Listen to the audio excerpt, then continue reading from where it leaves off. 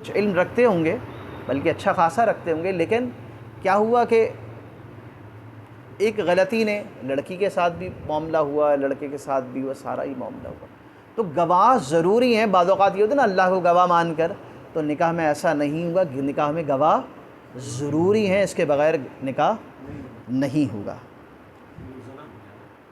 اب نکاح کی اقسام بھی کتنی ہیں؟ علماء نے نکاح کی 5 اقسام بیان کی ہے کہ کبھی نکاح ایسا ہوتا ہے کہ فرض ہو جاتا ہے، کبھی نکاح کی کیفیت یہ ہوتی ہے کہ وہ واجب ہو جاتا ہے، کبھی نکاح سنت مؤکدہ ہوتا ہے، کہیں نکاح مکروہ تحریمی ہوتا ہے، اور کہیں نکاح کرنا حرام ہوتا ہے۔ اب یہ کیا ہے؟ یعنی اگر کسی شخص کو یقین ہو کہ وہ نکاح پہ قدرت رکھتا ہے، ٹھیک ہے، لیکن اس کا یقین ہے کہ اگر نکاح نہیں کروں گا تو غلط معاملے میں پڑ جاؤں گا، یقین ہے بالکل 100%، اب اس پہ نکاح لازم ہو گیا، فرض ہو گیا، وہ جلد سے جلد نکاح کرے۔ اچھا جی، اب اس یقین کی کیفیت کچھ کم ہوئی، اس یقین کی کیفیت کچھ کم ہوئی، یعنی زیادہ غلبہ ہے لیکن گارنٹی نہیں ہے کہ گناہوں میں پڑ جاؤں گا، تو اب اس پر نکاح واجب ہو گیا، پھر بھی ضروری ہے کرے یہ۔ تیسری کیفیت درمیانی ہے، صاحب استطاعت ہے، ازدواجی عمل پر قوت رکھتا ہے، اور گمان ہے، یعنی غالب گمان نہیں، گمان ہے کہ پڑھ بھی سکتا ہے اور نہیں بھی پڑھ سکتا، پھر تو یہ نکاح کرنا سنت مؤکدہ ہے کہ کرے۔ چوتھی صورت کیا ہے کہ اس کو گمان سے تھوڑا اوپر لیول ہو گیا، جیسے ہم پرسنٹیج میں کہیں نا 80% ہو گیا فار ایگزامپل، کہ اگر نکاح کرے گا نا تو نکاح کے معاملات نہیں کر پائے گا، مثال کے طور پہ شاید نان نفقہ نہ دے سکے، کماتا ہی نہیں ہے، ازدواجی معاملات میں اس کو ڈاؤٹ ہے، تو پھر اس کو نکاح کرنا مکروہ تحریمی ہو جاتا ہے۔ آج کل ہوتا ہے نا، آپ نے دیکھا ہوگا کئی واقعات سامنے آ رہے ہیں، نکاح بچے ہو جاتا ہے اور پھر وہ ازدواجی معاملات پہ قادر نہیں ہوتا، پھر علیحدگیاں ہو رہی ہوتی ہیں۔ اور پانچویں صورت کیا ہے؟ حرام کی، کہ اگر اسے یقین ہے میں نکاح کے معاملات نہیں کر سکتا، تو پھر اس پر نکاح کرنا حرام ہے۔ تو ہر شخص کو چاہیے کہ اپنے آپ کو دیکھے کہ وہ کہاں کھڑا ہے، اور اگر والدین ہیں تو وہ اپنی اولاد کو دیکھیں کہ وہ کہاں پر موجود ہیں۔ اگر شروع کے 3 حصے ہیں تو جلد سے جلد نکاح کیا جائے، اور اگر بعد کے حصے ہیں تو پھر ذرا انتظار کیا جائے اور معاملات کو دیکھا جائے کہ بھئی کیا ہے، لڑکا کماتا ہی نہیں ہے، اچھا ماں باپ شادی کر دیتے ہیں، صحیح ہو جائے گا، کیا ہو جائے گا؟ صحیح ہو جائے گا۔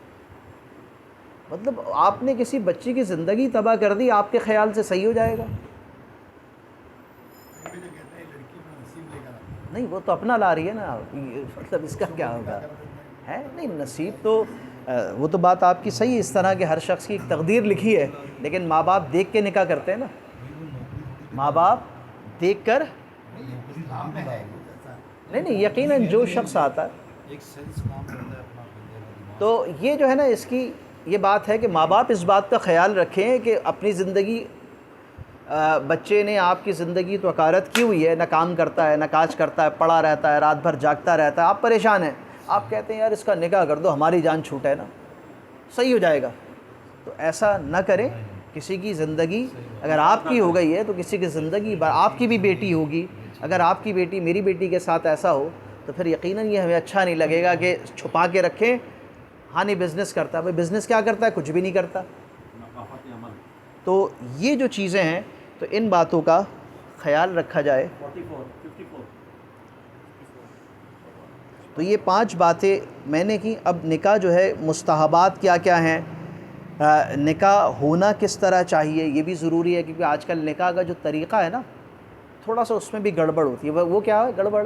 کہ وکیل صاحب آپ نے بنا دیا، ہمارے یہاں شوق ہوتا ہے وکیل بننے کا، اچھا جی وہ وکیل بنے، اب وکیل بن کے کہنا کیا ہے لڑکی سے، وہاں جا کے اس سے قبول کروا رہے ہیں، ابھی ایجاب تو ہوا نہیں ہے، قبول کیسے ہو رہا ہے؟ ابھی پہلے عقل کہتی ہے نا آفر ہوگی نا، پھر قبول ہوگا، وہاں جا کے لڑکی سے قبول کروا رہے ہیں۔ مطلب وہ نکاح کسی نہ کسی طرح ہو جاتا ہے، لیکن ظاہر اچھے طریقے سے نکاح ہونا چاہیے کہ بھئی وہاں وکیل کو کیا کہنا چاہیے جا کر، یہ ہم جانیں گے۔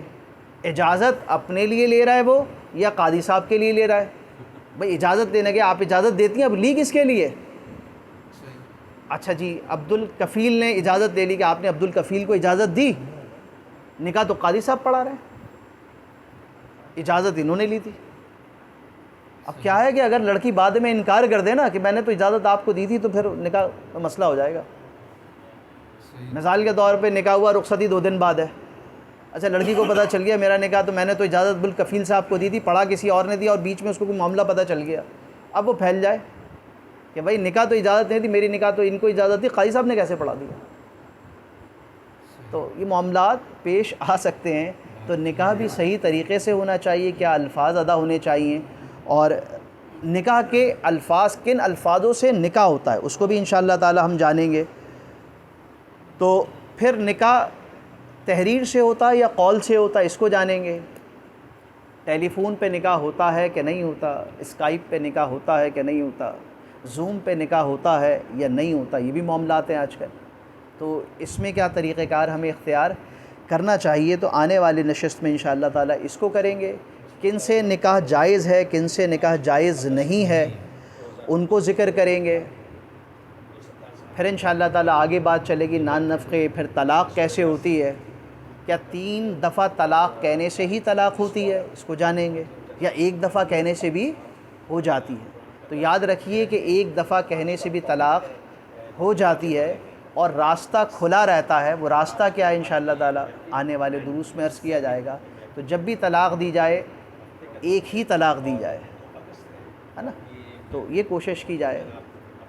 پھر عدت کے معاملات کیا ہیں، تو انشاءاللہ تعالی یہ 6-7 سلسلے ہمارے انشاءاللہ تعالی عدت پہ چلیں گے۔ تو میں نے کہا تھا کہ ہم 6-8 منٹ کچھ گفتگو کریں گے انشاءاللہ تعالی۔